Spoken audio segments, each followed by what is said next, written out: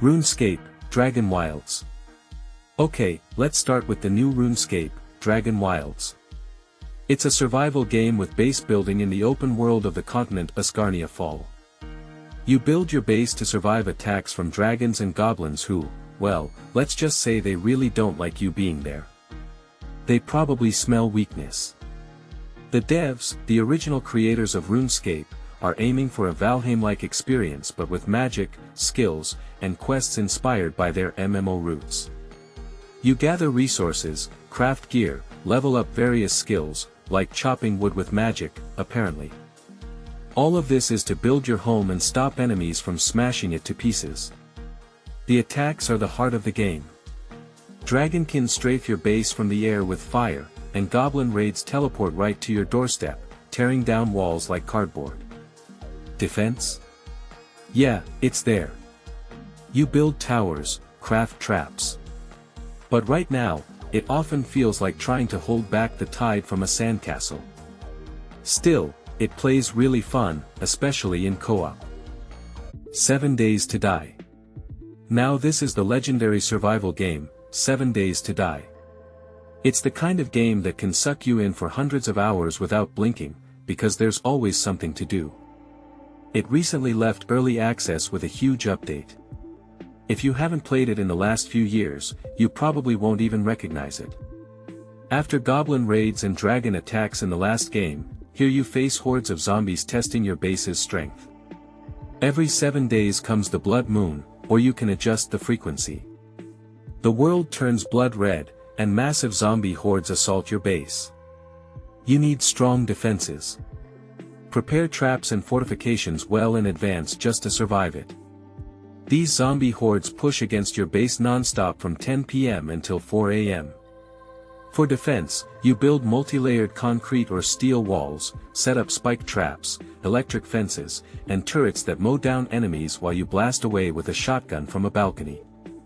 You can funnel zombies into kill corridors or even build your base high up. Some players even dig underground bunkers, but zombies can tunnel, so iron walls are still essential. It's an incredibly deep game, laser-focused on defense. Just fantastic. They are billions. Let's touch on some strategy too. Specifically, they are billions. A real-time strategy game where you build a base and hold the line against swarms of zombies coming at you by the thousands, like someone hit copy-paste a million times in Photoshop. If in 7 Days to Die the zombies tested you weekly, here they give you no rest at all.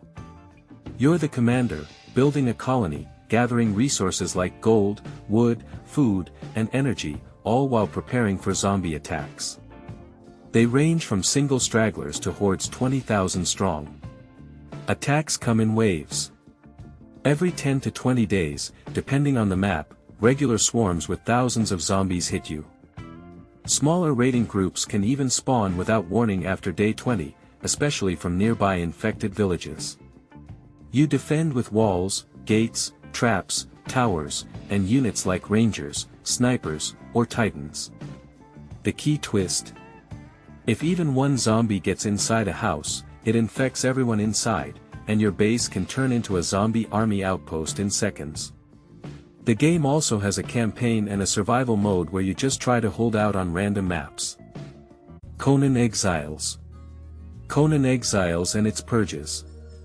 A brutal open-world survival game where you build a base in the wastelands to survive not just heat and thirst, but the purge mechanic. This is when NPCs decide your home is their personal piggy bank.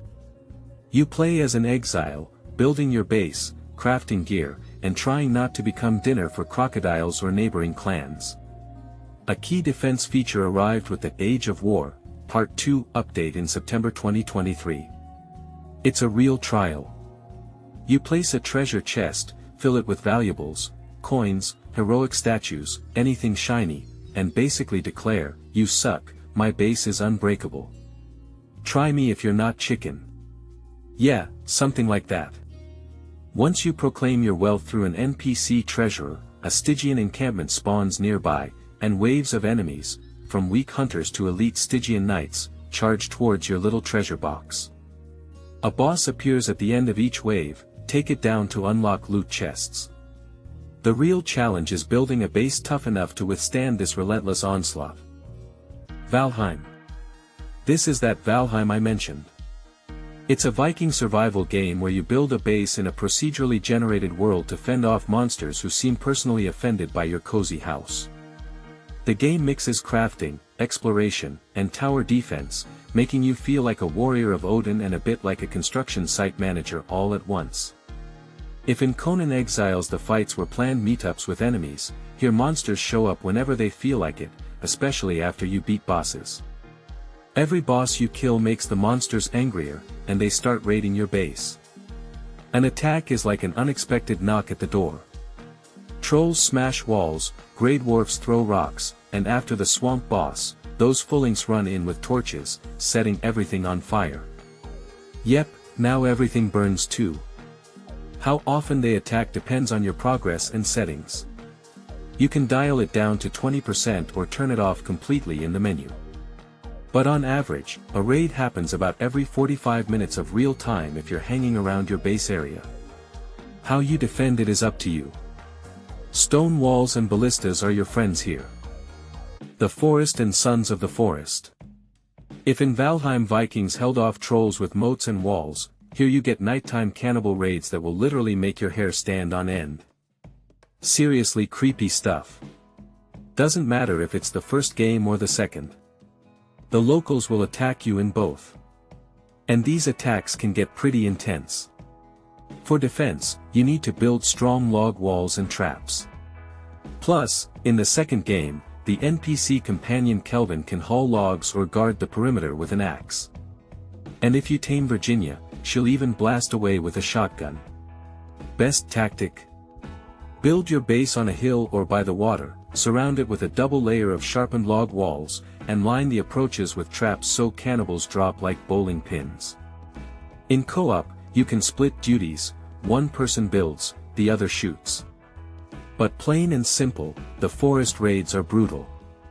When I played the first one, there were times cannibals completely wiped out my base, and I had to rebuild from scratch. ARK Survival Evolved. Alright, this is ARK Survival Evolved, where you get into scraps with dinosaurs. Sure, you can fight other players too, raids like in Rust and all that, but we're interested in the local wildlife attacks. And the locals here are freaking dinosaurs that spawn near you, sometimes way higher level than you are. Wild Giganotosaurus and Titanosaurs can turn your base into rubble just because you walked by at the wrong moment. In player versus environment, wild dinosaurs attack if you provoke them. Get too close to a Giga, and it'll happily chase you all the way back to your base. Attacks aren't regular here, but they are devastating. A Giga smashes walls in one bite, and a Titanosaur just trudges through everything like a tank if you tick it off.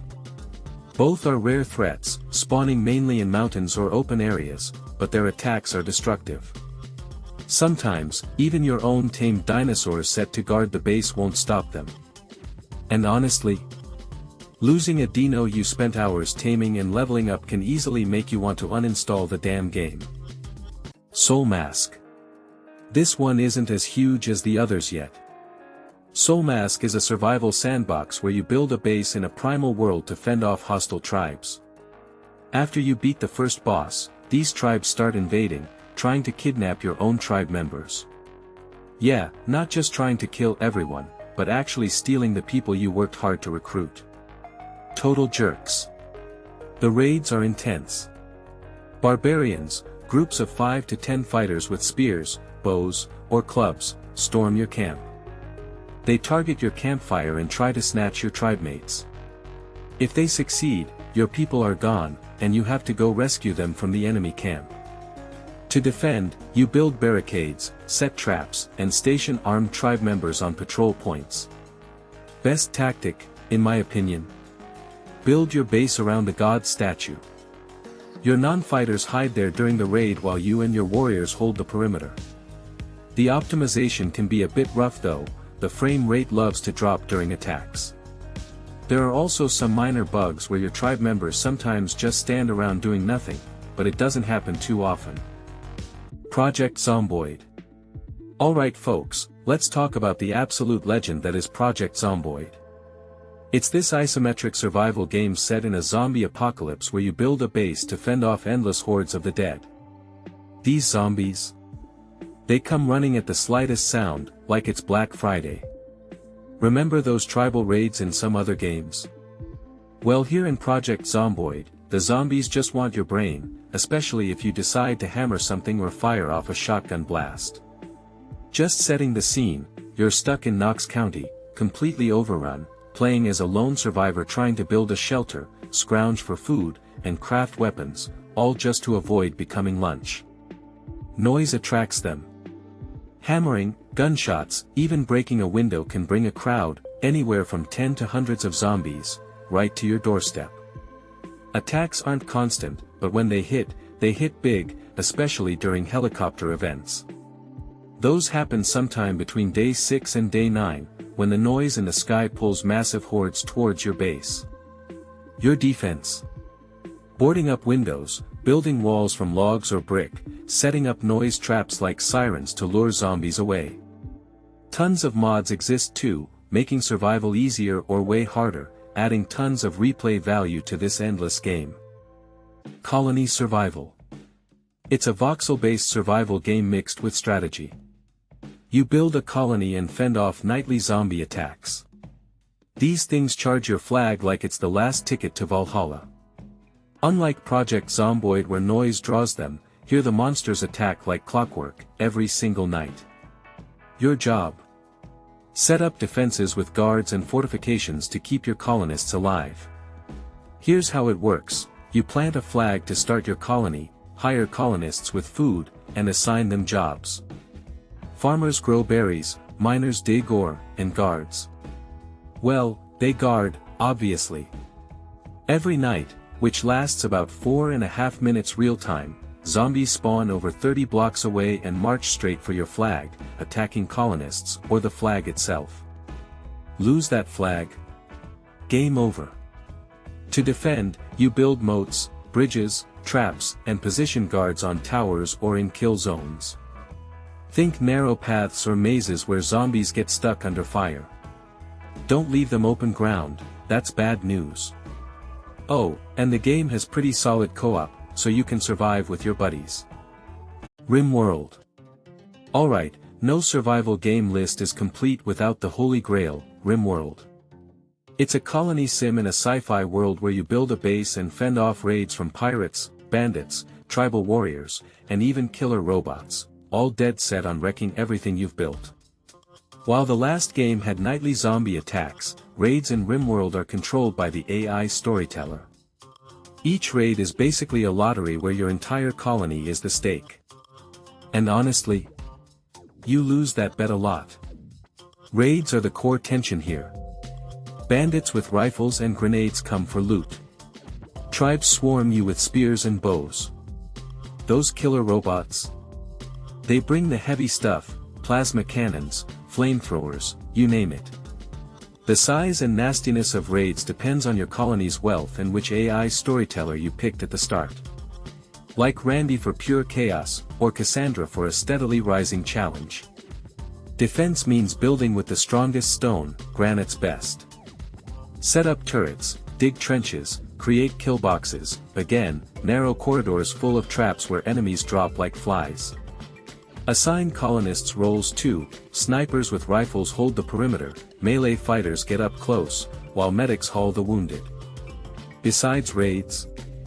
Yeah, a lightning bolt could easily torch your whole base. Honestly, pretty much anything can go wrong in this game. The Riftbreaker. Finally, the Riftbreaker. This time, the mech suit is on our side.